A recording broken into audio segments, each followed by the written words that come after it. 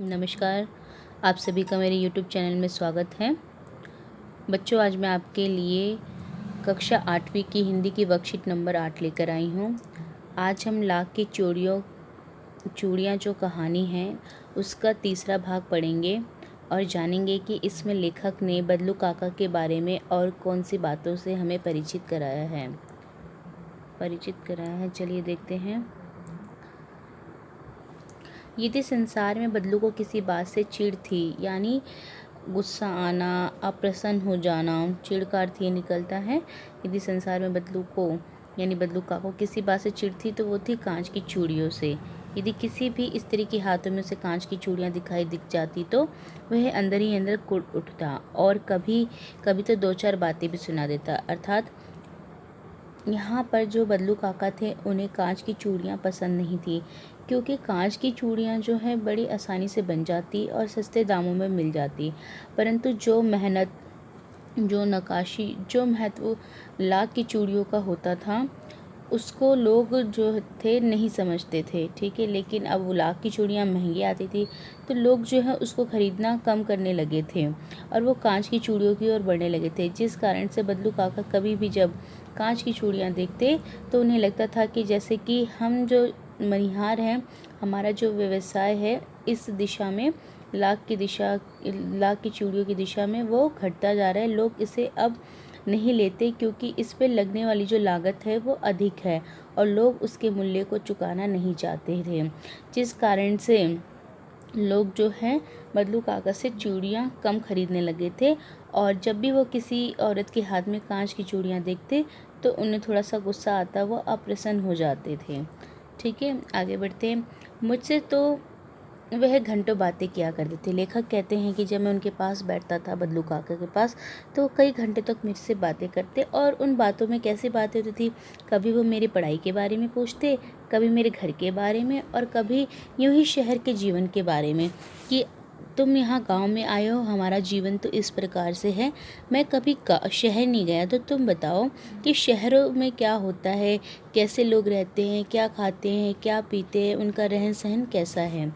मैं उससे कहता कि शहर में सब कांच की चूड़ियाँ पहनते हैं। वह उत्तर देता, शहर की बहुत बात और है लल्ला, वहाँ तो सभी कुछ होता है। अर्थात हमें पता है कि गांव में हम एक परिपाटी, एक परंपरा से बनकर अपने जीवन का निर्वाह करते हैं, लेकिन शहर में जो जीने वाले लोग हैं वो अधिकतर इन बातों को नहीं मानते। वो अपने आप को इन सब जो रूढ़िवादिता है या परंपरा है उससे अपने आप को मुक्त करने की कोशिश करते हैं। तो इसी बात से जो है बदलू काका है वो कहते हैं कि शहर में तो बहुत कुछ होता है, परंतु जो गांव है वहाँ पे हम अपनी परंपराओं को संजोए रखते हैं। ठीक है, तो दुख यहाँ पे इसलिए होता है कि जिस तरह शहर तो दूसरी बात है, लेकिन गांव के लोग भी आज कांच की चूड़ियों की ओर आगे बढ़ गए हैं। वहाँ जो औरतें अपने मर्द का हाथ पकड़ के सड़कों पे घूमती भी हैं और फिर उनकी कलाइयाँ नाजुक होती हैं ना, लाख की चूड़ियाँ पहनने तो मौज ना आ जाए। थोड़ा सा यहाँ पे व्यंग्य है। वो यहाँ पे बदलू काका कह रहे हैं, हमारे गाँव में क्या होता है, क्या कोई स्त्री अपने पुरुष का हाथ पकड़ के गाँव में भ्रमण करती है? ऐसा नहीं होता लल्ला।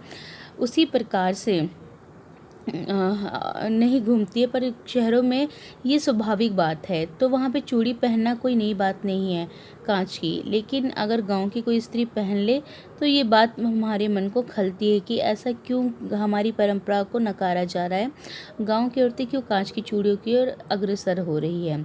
फिर यहाँ पर जो है थोड़ा सा वो व्यंग्य करते हैं कि गांव की जो औरतें होती है वो मजबूत होती है, घर का काम करने में एकदम अड़ी रहती है। जैसे आप देखते हो गांव की औरतें चक्की चलाती है, कटाई करती हैं फसलों की, ठीक है, कुएं से पानी निकालती हैं, खेतों में पुरुषों के साथ काम करती हैं, मिट्टी भी ढोती हैं। इस तरह के बहुत सारे जो काम हैं जो गांव की महिलाएं करती हैं। ठीक है, परंतु शहरों में ऐसा नहीं होता। तो यहाँ पे बदलू काका थोड़ा व्यंग करते कि वहाँ की औरतें नाजुक होती हैं, कमज़ोर होती हैं, पर गांव की औरतें ऐसे नहीं होती है। इसलिए अगर शहर की औरतें इन मतलब भारी चूड़ियों को पहनेंगी, लाख की चूड़ियों को पहनेंगी, तो हो सकता है कि उनके हाथों में मौज आ जाए।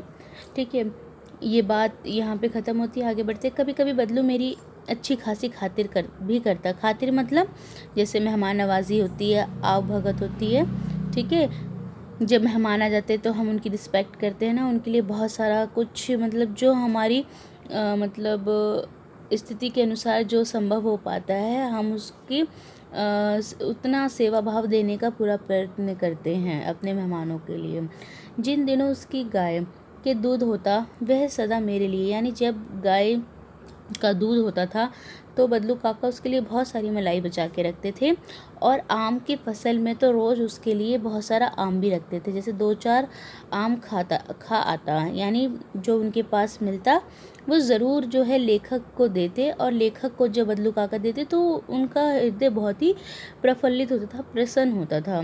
परंतु इन सब बातों के अतिरिक्त जिस कारण मुझे वह अच्छा लगता था वह था मेरे लिए 1-2 गोलियाँ बना देना। ठीक है, वो मेरे लिए बहुत मतलब वो जैसे मेहमानों की अवगत करते हैं तो वो करते थे। परंतु इन सब बातों से अलग हटकर लेखक को सबसे अच्छी बात क्या लगती थी, क्योंकि लेखक बच्चे थे और बच्चों को तो भाई खिलौने ही पसंद आते, तो खेलने के लिए जो बदलू काका हैं उनको जो गोलियां बना के देते थे, लाख की जो बचे हुए अलग से मटेरियल होता था उसे वो गोलियां बना के देते थे, वो लेखक को रंग बिरंगी गोलियां बहुत पसंद आती थी। अब नेक्स्ट हम जानेंगे चिड़ का मतलब होता है अप्रसन्न या खिन्न होना। नाजुक अर्थ होता है कोमल। खातिर का मतलब आवभगत, हम जो मेहमानों के लिए करते हैं। ठीक है, अब यहाँ पर हम प्रश्नों के उत्तर देखते हैं। क्या प्रश्न है, हमें इसको पढ़ना था और इसके उत्तर को देना था। बदलू को किस बात से चिढ़ होती थी? कांच की चूड़ियों से बच्चों। ठीक है, बदलू लेखक से किस बारे में बात किया करते थे? पढ़ाई, घर व शहर के बारे में। लेखक को किस कारण से बदलू सबसे अच्छा लगता था? वह उसके लिए लाख की गोलियाँ बनाते थे, इस कारण से वो उन्हें बहुत पसंद करता था। अब यहाँ पर है कि अनुमान लगाइए कि बदलू काका को कांच की चूड़ियाँ क्यों पसंद नहीं थी। क्योंकि लोग जब कांच की चूड़ियाँ पहनते थे तो वहाँ पर अब क्या था कि उसकी लाख की चूड़ियों का मोल कम होने लगा था। ठीक है, और उसे लगता था कि कांच की चूड़ियाँ तो हमारी परंपरा से नहीं जुड़ी हुई हैं, क्यों ये औरतें जो हैं अपनी परंपरा को भूलती जा रही है। जो हमारे रीति रिवाज में है उसे हमें फॉलो करना चाहिए, अपनाना चाहिए। परंतु शायद इसकी लागत ज़्यादा होने के कारण औरतें जो है कम लागत की वस्तु को खरीदने लगी हैं, जिसके कारण मेरा भी कारोबार जो है बंद होने लगा है। तो इन सारी बातों को आप जो है इस प्रश्न के उत्तर में लिख सकते हैं। शहर की बात और है लल्ला डैश। आपके विचार से बदलू की इस बात से शहर की औरतों के बारे में क्या राय उजागर होती है? ठीक है, तो यहाँ पे ये है कि आपको पता है कि शहर जो है वो कहीं ना कहीं पाश्चात्य सभ्यता का गुण लेकर चलता है। परंतु जो गांव होता है बच्चों, वहाँ पर अब भी पर्दा होता है, बड़ों से लाज रखी जाती है। औरतें जो है अपने से अन्य पुरुष के सामने नहीं आती, तो अपने पुरुष के सामने तो खड़ा होने की मतलब जो हाथ पकड़ के चलने की तो दूर की बात है।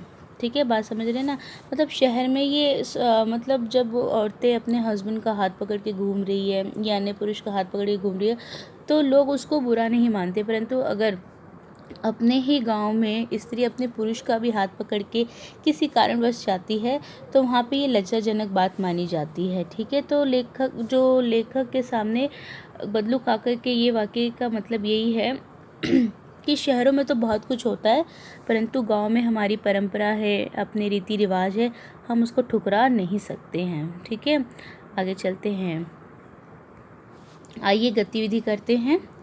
लेखक बदलू के यहाँ आम व मलाई आदि खाता है। हमारे यहाँ कोई आए तो हम उसे मलाई या आम अक्सर नहीं खिलाते।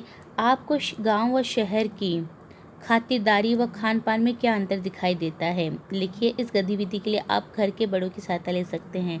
ठीक है, अब आप तो खाना बनाने जाते नहीं हैं, तो आपने कभी नोटिस किया होगा या फिर आप अपने मम्मी पापा या बड़े लोग हैं उनसे पूछ सकते हैं कि जो गांव है वहाँ पे जब कोई मेहमान आता है, जिसे हम क्या कहते हैं अपने देहाती भाषा में पाहुन कहते हैं, कोई पाहुन आता है, कोई मेहमान आता है, तो हम उसकी खातिरदारी कैसे करते हैं? खातिरदारी का मतलब मेहमान नवाजी कैसे करते हैं, उसे आपको लिखना। और फिर वहीं शहर में हम किस प्रकार से करते हैं उसको लिखना। अब फिर उसमें देखना दोनों को कंपेयर करके कि वहाँ पे क्या क्या अंतर हमें देखने के लिए मिलते हैं। ठीक है, तो उम्मीद करती हूँ बच्चों वीडियो का अर्थ आपको समझ में आ गया होगा कि शहरी जीवन में और गांव के जीवन में बहुत अंतर है बदलू काका के हिसाब से। और होता भी है, आप देख भी सकते हो कि किस तरह से यहाँ पे तो हमें बहुत सी औरतें नहीं पर्दा करती, लेकिन गांव में आज भी पर्दा किया जाता है अन्य पुरुष से, पर पुरुष से अपने आप को ये बड़ा है कोई उससे पर्दा किया जाता है। शहरों में थोड़ा सा ये कम हो चुका है इस तरह का। ठीक है, और आप देखते हैं कि अगर गांव में जो शादीशुदा महिलाएं हैं वस्त्रों को भी देख सकते हैं कि वो साड़ी पहनावा या सूट का पहनावा रखती है, लेकिन शहरों में आप देख सकते हैं पाश्चात्य सभ्यता से आए हुए जो वस्त्र हैं उसको धारण कर सकते हैं विवाह के पश्चात भी। तो ये अंतर हमें देखने के लिए मिल सकता है। तो उसी की ओर आप देखते हैं बदलू काका हमें अप्रत्यक्ष रूप से इशारा करके हमें समझाने का प्रयत्न करते हैं। लेखक भी इस बात की ओर हमें एक जोर दे रहा है शहरी जीवन और गांव के जीवन में क्या अंतर होता है। ठीक है, उम्मीद करती हूँ वर्कशीट को मैं आपके समझ थोड़ा एक्सप्लेन कर पाई हूँ। यदि आपको ये वर्कशीट अभी ना अच्छे से समझ आई तो आप मुझे बताइएगा, मैं दोबारा से इसे समझाने का प्रयत्न करूँगी। इससे पहले भी मैंने एक वीडियो डाली है इसी चैप्टर पर आधारित, तो आप उस वीडियो को भी प्लेलिस्ट में जाके चेक कर सकते हैं, आपको मिल जाएगी। हो सकता है मैंने वहाँ ज़्यादा बेहतर समझाया हो। ठीक है, क्योंकि वहाँ पे चैप्टर एक साथ है पूरा, तो वो एक मतलब फ़्लो में बताते जाओ तो कोई ज़्यादा दिक्कत नहीं पड़ती है। ठीक है, अगर वीडियो अच्छी लगी हो तो बच्चे आप जो हैं वीडियो को लाइक कीजिएगा, चैनल को सब्सक्राइब कीजिएगा नहीं किया हो तो। इन्हीं शब्दों के साथ मैं अपनी वाणी पे विराम लगाती हूँ बच्चों। वीडियो देखने के लिए आप सभी का बहुत बहुत धन्यवाद।